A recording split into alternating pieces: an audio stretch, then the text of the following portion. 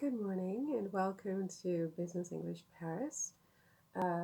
Today is Friday, some day in March. I have no idea what the date is actually. But yes, it's a pleasure to have you with me today as I tackle the word of the day, which will be globalized today. And my coffee, I haven't had a chance to have my coffee. I can't function really without my coffee. So globalized. So on the blog businessenglishparis.blogspot.com, I tackled the word globalized a few days ago, and I think it's an important word for business professionals because obviously the world is now a globalized world. We are interconnected in ways that we never could have imagined possible, with finance, with the economy, um, with language, with fashion, with um, sports, just in every conceivable way. I think the borders are literally coming down at an alarming rate. And in fact, my sense is that it has sent a lot of people, um, call them nationalists if you want, and governments into a frenzy, trying to almost stop that momentum and turn the clock backwards because globalization has really resulted in a breakdown of borders as we know it, and not just a physical border that separates countries, but borders that separate cultures and people and ideas and just everything that you can imagine. And so I wondered where do you stand on this particular issue of globalization? I mean, do you see it as a positive thing, or do you see it as a threat to life as you know it? I mean, do you like the trend towards globalization, or do you think that the world is on an unsustainable path towards, I don't know, a serious confrontation perhaps between nations, or I don't know. I mean, what is your thought process and what is your position on this issue of globalization? In French, I think it means mondialisé. Globalized is mondialisé. I think something like that. My French is notoriously atrocious, so don't quote me on that.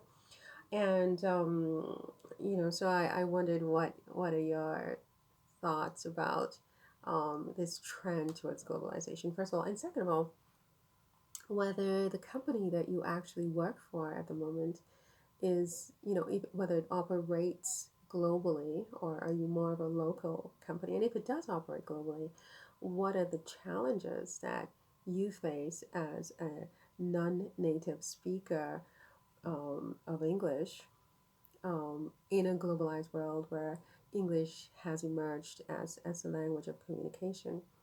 So those are some of the thoughts and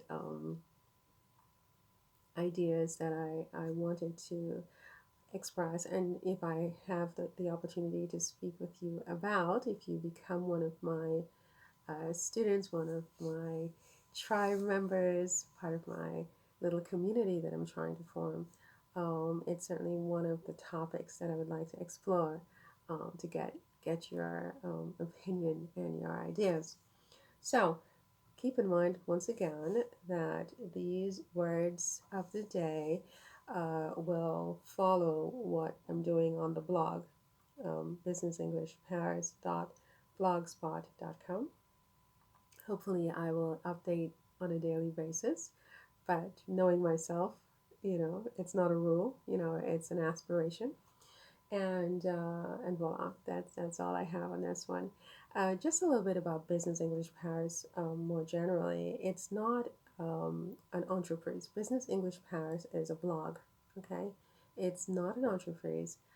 I am an English coach and English teacher. I've been in Paris at this point about 8 years, and I have worked with lawyers and business professionals to help them with their English. I don't know if I would call myself an English teacher necessarily, but I'm just a professional woman, and I work with other professionals with speaking in English and business English.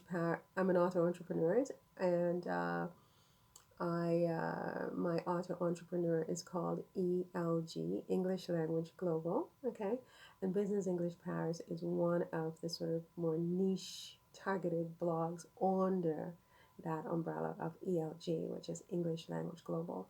Okay, hopefully as the years go by, I will be able to create more niche blogs for niche communities.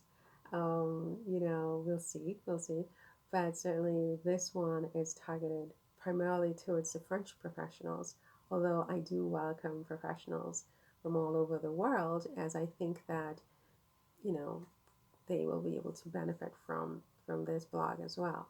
So that's all for today on this one, and see